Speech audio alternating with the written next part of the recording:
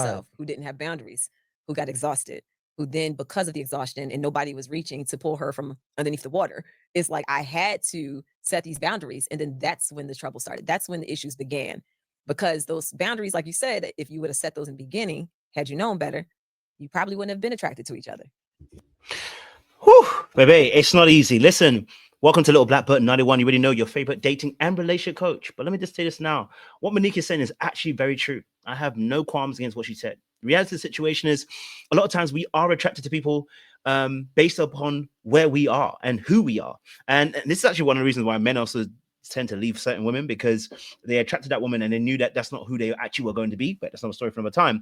What Monique has actually expressed here is that as she did the work, as she realized she had more boundaries, would she have even been attracted to the person that she was with? Probably not. Because in reality, once she realized that she had those needs and wants, once she got close to what her needs and her wants were, her desire would have changed. Who she wanted would have changed. Who she would have found attractive would have changed. And that is actually what happens a lot of times in relationships. People grow and they realize that is not the relationship they should be in. So what do we do then? How do we nullify that? Because how do we stop entering those relationships and then growing out of those relationships? We'll talk about that in the next few minutes. But do me a massive favor before we do: like, share, subscribe, click on that bell button for notifications of the uploads. We appreciate you guys. Stay locked, so loaded. Let's get into this. Monique clearly expressed something which is very powerful. She grew to a point and realized that potentially probably wouldn't have actually chosen someone like Chris. I totally understand where she's coming from. Because the reason why she was relating to Chris was because of the wounds that she was carrying and the fact that she dating him from a potential space. And because also she had not done the healing work, what she saw in him was not what is not what her finished article would have been. And because obviously she felt like he was not growing with her, she was going to outgrow him and graduate the marriage, as I said in another video. And with that being said, that is a very real concept.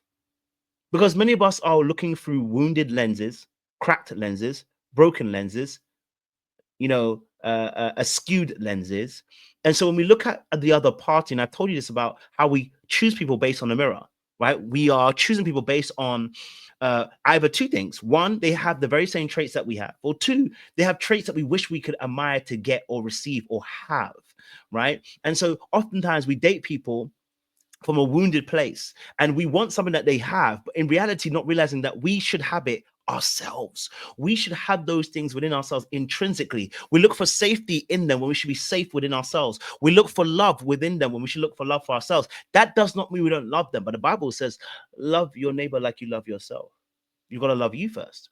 And so in order to find yourself in a place where you're growing healthily in that relationship, in order to be in a relationship where you're not probably going to outgrow it, and what I mean by that in its essence is that you're going to be in a relationship where you're not going to find yourself looking at the person like, I'm better than you, I'm growing than you, I'm more better, more, bigger and better off without you, right? Once you get to that place, that's contempt. You ain't coming back from that. That's usually one of the 4 horsemen that Dr. Gottman says will end the relationship. So what work needs to be done? And the difficulty of this is it takes self-awareness. How aware was Monique at the beginning? Clearly not enough, because that's why she ended up going into it. Because many of us actually do become aware. We become so aware of the situation that when we look at the relationship, we're like, I shouldn't date that person. And I knew I should not date them.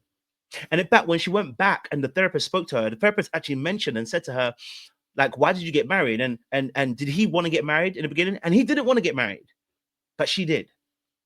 And so the marriage, and this is why I say the marriage can't trump the purpose. I'm starting to realize that myself. Many of us, including myself, are fantasists. We put marriage above the purpose. As in, what was the purpose of you two coming together? How are you going to achieve purpose through that marriage? But let's take the spiritual side of it. Let's say it's not purpose. Let's say you're going to get married. You can't put the marriage above your love for you. If the marriage is about to solve the issue of self-love, we've got a problem. And I think many of us are in that situation where our ideal of the ideal man or woman that we want is to solve the issue that's broken within ourselves. I've had to do so much work this last 8 to 9 months. And I mean, God has turned my life upside down. Because I didn't realize how much damage had been done to me. I didn't realize how much weight I was carrying. I didn't realize how much self-love I actually lacked.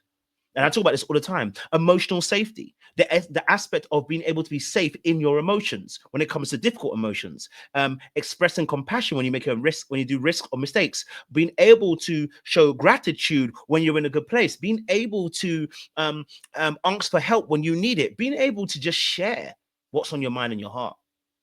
And so those are key parts. Now, she mentioned this about the vulnerability. Relationships require vulnerability. They require you to actually be able to be in a space where you can share what's on your mind and what's on your heart, and allow the other person into a space where if they were to have free reign, they could take your heart, crush it right there and then. That's what vulnerability is. And so we encapsulate vulnerability with love. The two go hand in hand.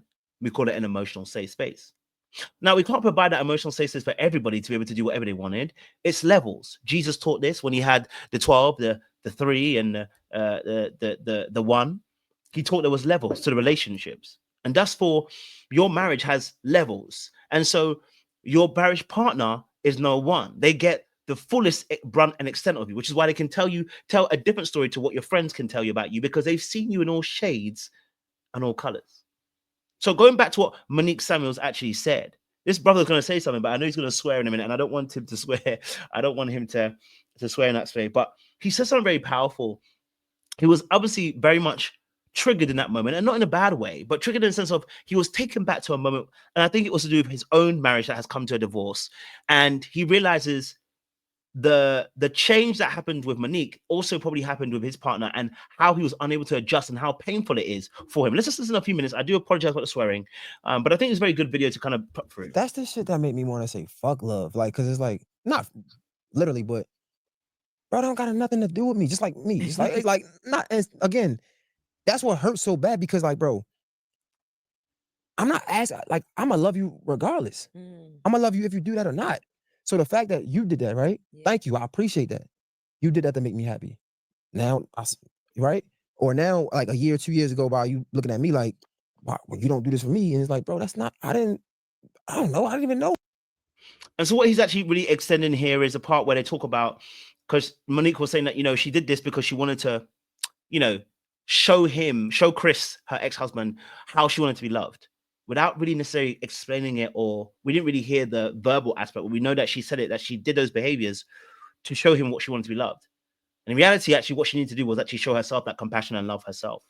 She couldn't sit down, and she couldn't actually be still because she had an anxious disposition. And so in her anxiety, she had to prove her love. And that is very much what anxious people do. But we're going to stray off the path, and I don't want to go too far yet. In this space here, when we're talking about your relationship and what future relationships you're going to go into, I want you to understand that first and foremost, you need to be in a space where you are doing the things that you want other people to do for you. You're doing it. If you want that care for someone to check up on you, do it for yourself. Right? If you want someone to show you affection and care, do it for yourself. If you want a safe space where you can talk about your feelings with somebody, then do it for yourself, because you need to do it for yourself first. You need to have that self-love, so that when you go into a space where you are dating, that person doesn't become your be all and everything, which is what we call an idol in Christianity. And so I had to realize, even for this journey this year, that God had to remove several idols. I was making people idols. And instead of actually realizing that there was a lot of work that I need to do to create safety within my own realms, and be able to have emotional safety and compassion for myself, and be able to do the things that I need to do for me in order to show myself love, so I can show other people love and have a greater capacity for love. That was work I needed to do. I mean, I can count on not my hands, probably even more than my hands, the amount of times this year that the Lord has really pinpointed certain areas of me and allowed certain tests to take place to really change the way I'm looking at relationships. And I realized that many a times I was asking for things from people when I really need to ask those things of myself. Not to say that you shouldn't ask for those things, but more of a case of, as I was growing, I realized how much I was putting so much weight on the other person, or want to put weight on the other person. It caused me to react in ways that I didn't need to react. Caused me to be volatile in some other aspects, when really I need to check me and put me in a place where I can go, what do you really need, coach? Is it that you need them, or do you actually really need to really spend some time with you and actually really center yourself? So what Monique has actually expressed is very, very true. You know, she wouldn't have married him had she had done the work and had she had healed, because she would have not seen the necessity or the need for him. So I hope for you also at the same time that you personally have done, you're starting to do the work. You're starting to be self-aware. You're starting to look at what needs, wants, and desires and your pains and what triggers you. You're looking at that so that you can be emotionally available. So you can choose somebody who's also emotionally available. Well, I'm going to leave you there, guys. I want you to make sure you like, share, subscribe. Like I always said, I do coaching, but we have closed the books, but we do have our emergency slots still open. So if you do want a session, click on the emergency links, sign up. And we'd love to be able to work with you as well in the meantime before 2025 as well. Don't forget, also, we have our 100 Club as well. There's a link in the description box as well. We do our 100 Club, which is our conversations offline, but they're really online, but it's on Zoom. Where we get to talk about relationships, share ideas, thoughts. Really want to try and build a community where we're going to talk about healthy relationships and how to have those things. And I think that community we're growing so far. It's been amazing. The last 4 months, been crazy. Make sure you sign up and join as well. I appreciate you guys. We'll see you again for another enthralling video. All right. Little black book, you know what time it is.